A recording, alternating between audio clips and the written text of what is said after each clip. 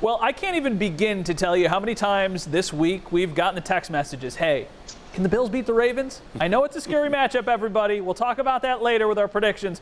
But, Murph, you've noticed actually a difference with these two teams. We were talking about it earlier in the week. It might be a little finesse versus a little grit. That's weird to say. Yeah, I think so, and I don't want to overstate it. But, look, I think the Ravens probably hope they can come in here and outmuscle the Buffalo Bills. And maybe they can. The number one rushing team in the NFL. They love to run the ball. They run it 35 times a game, more than anybody else in the NFL. And the Bills are in the bottom half of the league when it comes to rushing defense.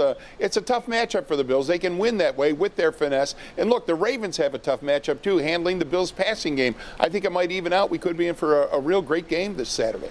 Yeah, I watched it, some of the big national shows this week. Everybody talking about this game really right from the start. Marcel, these two teams played last year. The Bills certainly a very different team than they were last year, but they can also maybe go back to that game and learn from it as they try and get a win here. Yeah, I don't think it's going to hurt considering they set the blueprint on how to beat the Baltimore Ravens. The Titans came out and said after their win in the playoffs in 2019 that they looked at that Bills film and they watched what Buffalo did to contain Lamar Jackson. Lamar wasn't the same type of runner that we saw during that MVP campaign, but he did gas them through the air for 3 touchdowns, including a back-breaking 61-yard score to Hayden Hurst. The difference this year, though, the Buffalo has the offense to back up any offensive strikes that Baltimore dishes out. Now, the X factor, if it's snowing on the ground and Buffalo's receivers can't get their footing, then this one might be a little more interesting than I think Bills fans are going to be comfortable with. Yeah, that's an area definitely that we need to keep an eye on. And Joe, over to you. The defense for the Ravens is good. It's really good. Brian Daboll said earlier in the week it might be one of the best ones that they play all year, but there are some areas where the Bills might be able to exploit them here. Yeah, man-to-man coverage is going to be the big thing here because that's something that the Bills have done really well against all season long. And Stephon Diggs, John Brown, Cole Beasley, they prefer to run routes because they can gain separation against man-to-man coverage. But the Ravens do have 2 really talented corners, Marlon Humphrey, who travels just about everywhere from the boundary to the slot, and also Marcus Peters, who is an interception machine. Those 2 guys are going to be challenging. But the Bills do have the route runners to make it happen. And so now it's just a matter of Josh Allen continuing to do what he does, try and avoid that zero blitz as much as possible, and trying to get the ball into the hands of his playmakers.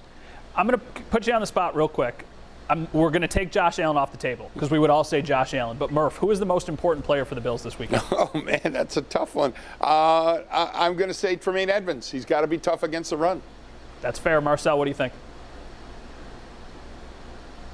I'm going to go with Jordan Poyer because he's got 2 responsibilities. He's got to protect against those deep passes and those crossing routes with the tight ends, and he's got to be able to spy Lamar Jackson if he leaves the pocket. With his speed and his tackling ability, he might be Buffalo's last line of defense. And Joe, close it out. I'm going to go with one you're not expecting, Mario Addison, because the Bills are going to need to contain the edge really well and to keep Lamar Jackson running horizontally rather than vertically. And if the defensive ends do their jobs, that meaning Mario Addison, that's what has to happen. But Addison has struggled with that at times, especially against Kyler Murray this year. So I'm going with Addison. All right, for me, it's Devin Singletary. No Zach Moss. There's going to be more carries for Devin Singletary. I don't think they're going to run it a ton, but when he gets those opportunities, he needs to make the most of them. All right, for John Murphy, for Marcel Louis-Jacques, for Joe Buscaglia, I'm Matt Beauvais. Thanks for watching.